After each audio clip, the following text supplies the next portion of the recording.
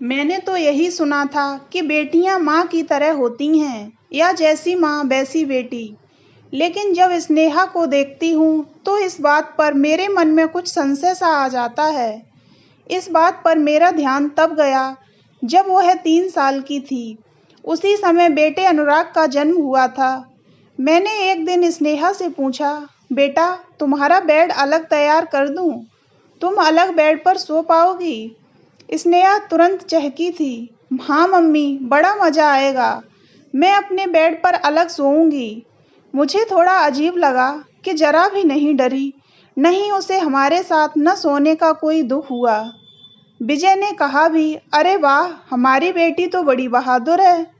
लेकिन मैं चुपचाप उसका मुंह देखती रही और स्नेहा तो फिर शाम से ही अपने बेड पर अपना तकिया और चादर रखकर सोने के लिए तैयार रहती। स्नेहा का जब स्कूल में पहली बार एडमिशन हुआ तो मैं तो मानसिक रूप से तैयार थी कि वह अगले दिन तो बहुत रोएगी और सुबह सुबह नन्हे अनुराग के साथ उसे भी संभालना होगा। लेकिन स्नेहा तो आराम से हम सबको किस करके बाय बाय कहती हुई रिक्शे में बैठ गई। बनारस में स्कूल थोड़ी ही दूरी पर था। विजय के मित्र का बेटा राहुल भी उसके साथ रिक्शे में था। राहुल का भी स्कूल का पहला दिन था। मैंने विजय से कहा, पीछे पीछे स्कूटर पर चले जाओ। रास्ते में रोएगी तो उसे स्कूटर पर बिठा लेना। विजय ने ऐसा ही किया। लेकिन घर आकर जोर जोर से हंसते हुए बताया, बहुत बढ़िया सीन था। स्नेहा इधर उधर देखती हुई खुश थी और राहुल पूरे रास्ते जोर जोर से रोता हुआ गया है। स्नेहा तो आराम से रिक्शा पकड़कर बैठी थी।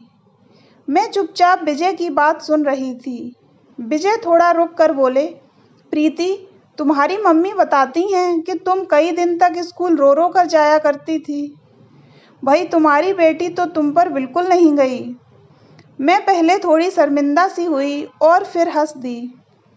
स्नेहा थोड़ी बड़ी हुई तो उसकी आदतें और स्वभाव देखकर मेरा कुढ़ना शुरू हो गया। स्नेहा किसी बात पर जवाब देती तो मैं बुरी तरह चिढ़ जाती और कहती, मैंने तो कभी बड़ों को जवाब नहीं दिया। स्नेहा हंसकर कहती, मम्मी, क्या अपने मन की बात कहना उल्टा जवाब देना है? अगर कोई मुझसे पूछे कि हम दोनों में क्या समानताएं हैं तो मुझे काफ़ी सोचना पड़ेगा। मुझे घर में हर चीज़ साफ सुथरी चाहिए। मुझे हर काम समय से करने की आदत है। बहुत ही व्यवस्थित जीवन है मेरा। और स्नेहा के ढंग देखकर मैं अब हैरान भी होने लगी थी और परेशान भी। अजीब लापरवाह और मस्त मौला सा स्वभाव हो रहा था उसका। स्नेहा ने 10वीं कक्षा 95% अंक लाकर पास की तो हमारी खुशियों का ठिकाना नहीं था। मैंने परिचितों को पार्टी देने की सोची तो स्नेहा बोली, नहीं मम्मी, यह दिखावा करने की ज़रूरत नहीं है। मैंने कहा, यह दिखावा नहीं, खुशी की बात है। तो कहने लगी, आजकल 95% अंक कोई बहुत बड़ी बात नहीं है। मैंने कोई टॉप नहीं किया है। बस उसने कोई पार्टी नहीं करने दी। हाँ, मेरे जोर देने पर कुछ परिचितों के यहाँ मिठाई जरूर दे आई। अब तक हम मुंबई में शिफ्ट हो चुके थे। स्नेहा जब 5वीं कक्षा में थी तब विजय का मुंबई ट्रांसफ़र हो गया था और अब हम काफ़ी सालों से मुंबई में हैं। 10वीं की परीक्षाओं के तुरंत बाद स्नेहा के साथ पढ़ने वाली एक लड़की की अचानक आई बीमारी में मृत्यु हो गई। मेरा भी दिल दहल गया। मैंने सोचा, अकेले इसका वहाँ जाना ठीक नहीं होगा, कहीं रो रो कर हालत न खराब कर ले। मैंने कहा, बेटी, मैं भी तुम्हारे साथ उसके घर चलती हूँ। अनुराग को स्कूल भेजकर हम लोग वहाँ गए। पूरी क्लास वहाँ थी, टीचर्स और कुछ बच्चों के माता पिता भी थे। मेरी नज़रें स्नेहा पर जमी थीं। स्नेहा वहाँ जाकर चुपचाप कोने में खड़ी अपने आंसू पोंछ रही थी। लेकिन मृत बच्ची का चेहरा देखकर मेरी रुलाई फूट पड़ी और मैं अपने पर नियंत्रण नहीं रख पाई। मुझे स्वयं को संभालना मुश्किल हो गया। स्नेहा की दिवंगत सहेली कई बार घर आई थी। काफ़ी समय उसने हमारे घर पर भी बिताया था। स्नेहा फौरन मेरा हाथ पकड़कर मुझे धीरे धीरे वहाँ से बाहर ले आई। मेरे आंसू थमने का नाम नहीं ले रहे थे। हम दोनों ऑटो से घर आए। कहाँ तो मैं उसे संभालने गई थी और कहाँ वह घर आकर कभी मुझे ग्लूकोज पिला रही थी, कभी नींबू पानी। ऐसी ही है स्नेहा। मुझे कुछ हो जाए तो देखभाल करने में कोई कसर नहीं छोड़ती और अगर मैं ठीक हूँ तो कुछ करने को तैयार नहीं होगी।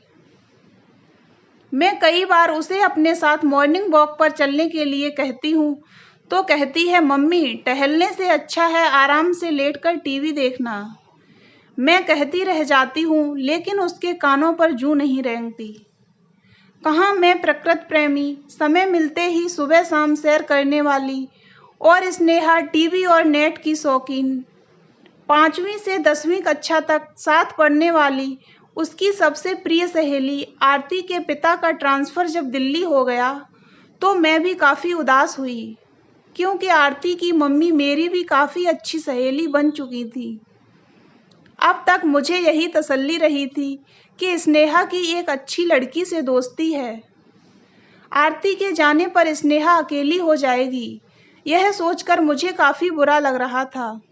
आरती के जाने के समय स्नेहा ने उसे कई उपहार दिए और जब वह उसे छोड़कर आई तो मैं उसका मुंह देखती रही। उसने स्वीकार तो किया कि वह बहुत उदास हुई है, उसे रोना भी आया था। यह उसकी आंखों का फैला काजल बता रहा था। लेकिन जिस तरह अपनी भावनाओं पर नियंत्रण रखकर उसने मुझसे बात की, उसकी मैंने दिल ही दिल प्रशंसा की। स्नेहा बोली, अब तो फ़ोन पर या ऑनलाइन ही बात होगी। चलो कोई बात नहीं, चलता है। ऐसा नहीं है कि वह कठोर दिल की है या उसे किसी से आंतरिक लगाव नहीं है। मैं जानती हूँ कि वह बहुत प्यार करने वाली, दूसरों का बहुत ध्यान रखने वाली लड़की है। बस उसे अपनी भावनाओं पर कमाल का नियंत्रण करना आता है और मैं बहुत ही भावुक हूँ। दिन में कई बार कभी भी अपने दिवंगत पिता को या अपने किसी प्रियजन को याद करके मेरी आंखें भरती रहती हैं। जैसे जैसे मैं उसे समझ रही हूँ, मुझे उस पर गुस्सा कम आने लगा है। अब मैं इस बात पर कलपती नहीं हूँ कि स्नेहा मेरी तरह नहीं है। उसका एक स्वतंत्र आत्मविश्वास से भरा हुआ व्यक्तित्व है।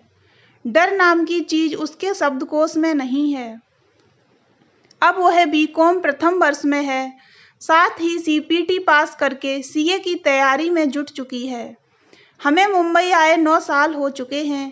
इन 9 सालों में 2-3 बार लोकल ट्रेन में सफ़र किया है। लोकल ट्रेन की भीड़ से मुझे बहुत घबराहट होती है।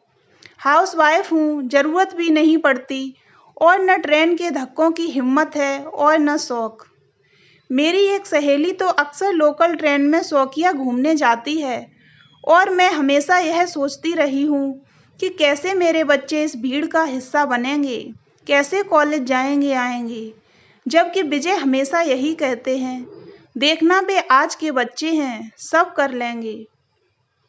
और वही हुआ। जब स्नेहा ने मुलुंड में बीकॉम के लिए दाखिला लिया तो मैं बहुत परेशान थी कि वह कैसे जाएगी, लेकिन मैं हैरान रह गई। मुलुंड स्टेशन पर उतरते ही उसने मुझे फ़ोन किया, मम्मी मैं बिल्कुल ठीक हूँ, आप चिंता मत करना। भीड़ तो थी, गर्मी भी बहुत लगी, एकदम लगा उल्टी हो जाएगी, लेकिन अब सब ठीक है, चलता है मम्मी। मैं उसके इस चलता है वाले एटीट्यूड से कभी कभी चिढ़ जाती थी, लेकिन मुझे उस पर उस दिन बहुत प्यार आया। मैं छुट्टियों में उसे घर के काम सिखा देती हूँ। उसे अब सब कुछ बनाना आ गया है। एक दिन तेज बुखार के कारण मेरी तबीयत बहुत खराब थी।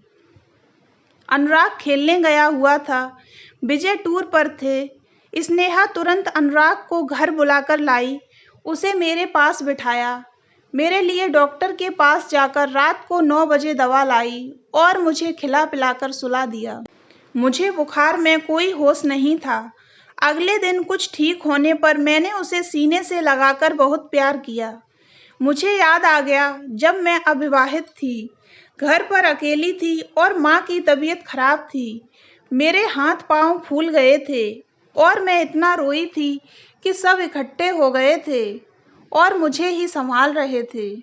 पिताजी थे नहीं, बस हम माँ बेटी ही थे।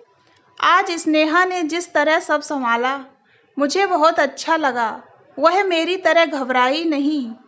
अब वह ड्राइविंग सीख चुकी है। बनारस में मैंने भी सीखी थी, लेकिन मुंबई की सड़कों पर स्टीयरिंग संभालने की मेरी कभी हिम्मत ही नहीं हुई, और अब मैं भूल भी चुकी हूँ।